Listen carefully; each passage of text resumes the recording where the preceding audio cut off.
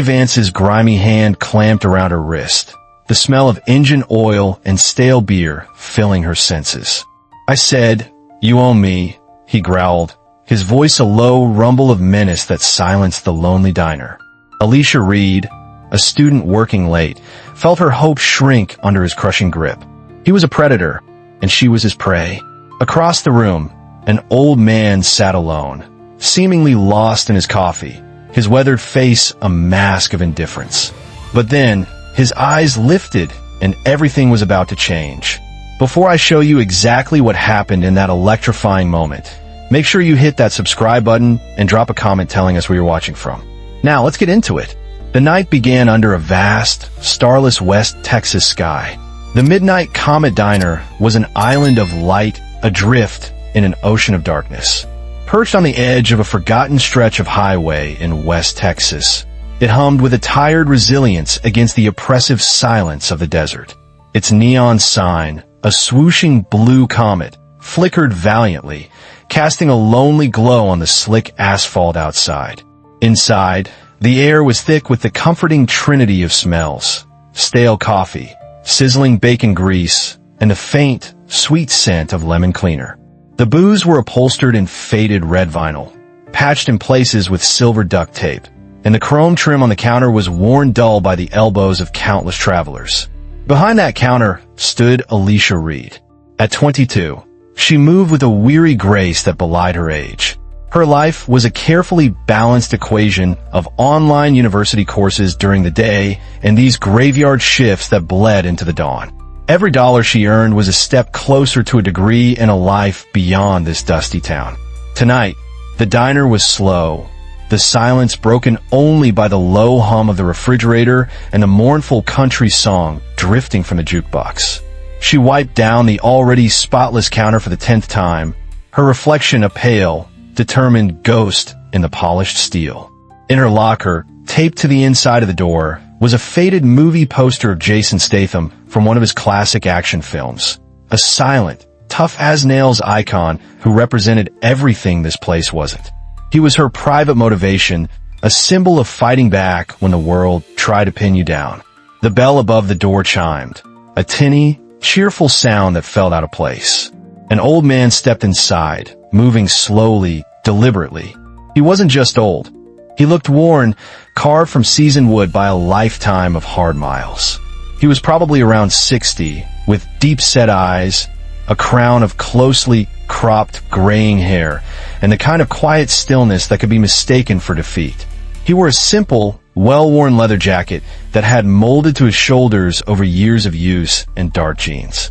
He didn't survey the room like a threat or a cop. He simply found an empty stool at the far end of the counter and sat down, his movements economical, devoid of any wasted energy. "Black coffee," he said. His voice was a low gravel, edged with a British accent that was as unexpected as a rainstorm in July. It was a voice that carried weight, a voice you felt more than heard. Alicia nodded, her professional smile clicking into place. Coming right up, she filled a thick ceramic mug and set it before him on a paper napkin. As she did, their eyes met for a fleeting second. His were a startlingly clear blue, and in their depths, she saw not emptiness, but a sharp, analytical intelligence. It was unnerving. He gave a curt nod. "Thanks." He wrapped his hands around the mug, letting the steam warm them, and turned his gaze to the large window overlooking the highway. He became part of the scenery, another solitary figure passing through. Alicia mentally categorized him. A trucker finishing a long haul, maybe a retiree on a cross-country trip. Just another customer. Still, she couldn't shake the feeling that he was different. He sat with a perfect, balanced posture, not slumped over his cup. His quietness wasn't passive. It felt observant. He was taking in the entire room without ever seeming to look.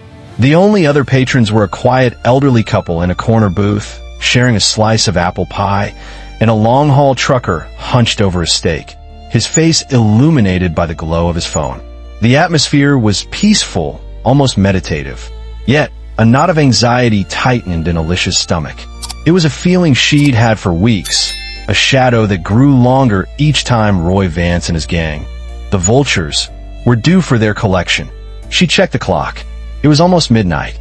Her heart began to beat a little faster. Tonight was the night. She prayed they wouldn't show. She prayed for a quiet shift, for just one night of peace. But the desert rarely answered prayers. The old man at the counter took a slow sip of his coffee, his gaze still fixed on the endless black ribbon of the road, completely unaware that he had taken a seat on the front row of a brewing storm. The chime of the door was different this time. It wasn't a gentle announcement, but a violent shriek as the door was kicked open, slamming against the stoppers with a crack. The fragile piece of the Midnight Comet diner shattered like cheap glass. 5 men filled the doorway, their large frames blocking the neon light from outside, casting long, predatory shadows across the checkered floor. They were the vultures, and they moved with the arrogant swagger of men who owned every space they entered. At their lead was Roy, the Vulture Vance. He was a thick, brutish man whose faded denim vest strained against his barrel chest. A nasty, jagged scar cut through his left eyebrow, giving him a permanent sneer, and a heavy, vulgar gold chain rested on the graying hair of his chest. He scanned the room with dead, reptilian eyes, and when they landed on Alicia, a cruel smile spread across his face, pulling the scar taut. Well, his voice boomed, a gravelly sound that seemed to suck the warmth out of the room. Look what we have here. Little Alicia, working so hard. I hope you've got something for us tonight. His 4 cronies fanned out behind him, their heavy boots thudding on the linoleum. One, a lanky man with yellowed teeth, leaned against the jukebox, silencing the music with a heavy palm. Another, built like a refrigerator, cracked his knuckles, the sound like popping firecrackers in the tense silence. The elderly couple froze, their spoons hovering over their pie. The trucker slowly put down his fork, his eyes wide. Alicia's hands, hidden below the counter, clenched into fists. Her nails dug into her palms. She forced her voice to remain steady, a trick she'd practiced in the mirror. I already told you, Roy. I'm not paying you a dime. This is my diner. Roy chuckled, a wet, ugly sound. He sauntered to the counter, leaving a trail of greasy, stale air in his wake. That's where you're wrong, sweetheart. This is my diner. You just work here. You pay for the privilege of not having this pretty little place accidentally burned down. He leaned in close, his foul breath washing over her. And tonight, my generosity has run out. He gestured to the coffee pot. Pour-moi un cup. Her hands trembled slightly as she reached for a clean mug, her mind racing. She could call the sheriff, but they were a good 40 minutes away. By then, it would be too late. She poured the coffee, her movements stiff with defiance. As she placed it on the counter, Roy deliberately knocked it over with the back of his hand. Scalding black liquid flooded the counter, dripping onto the floor. Oops, he sneered. Clumsy me. Clean it up. Humiliation burned in her cheeks, hotter than the spilled coffee. This was his game. Not just extortion, but the breaking of her spirit. It was in that moment, as she grabbed a rag, that her eyes flicked to the old man at the end of the counter. He hadn't moved. He sat perfectly still, his gaze lowered to his own cup, as if he were in a completely different world. A flicker of disappointment went through her. She'd foolishly hoped he might say something, do something. But he was just an old man, scared like everyone else. He wasn't the hero from her poster. He was just another bystander. What are you looking at? One of the bikers growled at the trucker, who quickly averted his eyes. The lanky one swaggered over to the elderly couple's booth. You gonna finish that pie, Gramps? He taunted, before snatching a piece with his bare hand and stuffing it into his mouth. Alicia's fear began to curdle into a cold, hard rage. This wasn't just about her anymore. She straightened up, the wet rag clutched in her hand. Get out, she said, her voice low but clear.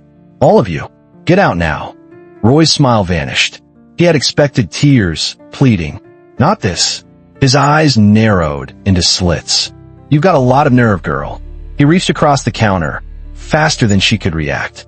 His grimy, calloused hand clamped around her wrist. I think it's time someone taught you a lesson about respect. His grip was like iron, crushing the delicate bones in her wrist. He started to pull her forward across the counter. It was then, in that moment of sheer terror, that the old man finally moved. It began not with a shout, but with a sound. A soft, distinct clink. The old man, Jason placed his ceramic coffee mug back on its saucer with meticulous care. The sound was quiet, yet it cut through the thick tension like a surgeon's scalpel. Every eye in the diner, including Roy's, snapped toward him. He slowly swiveled on his stool, his movements fluid and economical, and fixed his piercing blue eyes not on Roy, but on the hand crushing Alicia's wrist. "Let the girl go," he said. His voice was still that low, gravelly rumble, but now it held an unmistakable edge of command. It was the calm voice of a man who had seen true violence and was utterly unimpressed by this cheap imitation. Roy stared, momentarily baffled. He looked the old man up and down, the graying hair, the lines etched on his face, the slightly stooped shoulders. Then he burst out laughing, a harsh, derisive sound. "Or what, Grandpa? You gonna bore me to death with stories from the war?" His cronies joined in, their laughter echoing in the small space. Jason didn't smile. He didn't react. He simply slid off his stool and stood to his full height. He wasn't exceptionally tall, but his presence seemed to expand, to fill the room with a sudden, palpable density. "I won't ask again," he stated, his tone flat. From Alicia's perspective, it was a scene ripped straight from her locker poster. The world seemed to slow down. She saw the sneer on Roy's face falter, replaced by a flicker of confusion. This wasn't the reaction he was used to. He was used to fear. This was something else. This was authority. The trucker, meanwhile, had slowly, shakily, raised his phone, hiding it behind a sugar dispenser. His thumb found the record button. He knew he was witnessing something impossible. Roy's ego, pricked by the laughter of his own men dying down, took over. "Get him," he snarled, shoving Alicia back so hard she stumbled against the shelves. "Teach this old fossil some manners." The refrigerator-sized biker moved first, lumbering forward with a grin, throwing a clumsy, haymaker punch aimed at Jason's head. It was the moment the storm broke. Jason didn't back away. He moved into the attack.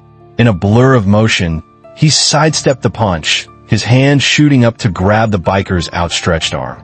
He twisted, using the man's own momentum against him, and drove an elbow into the biker's exposed ribs. There was a sickening, wet crack.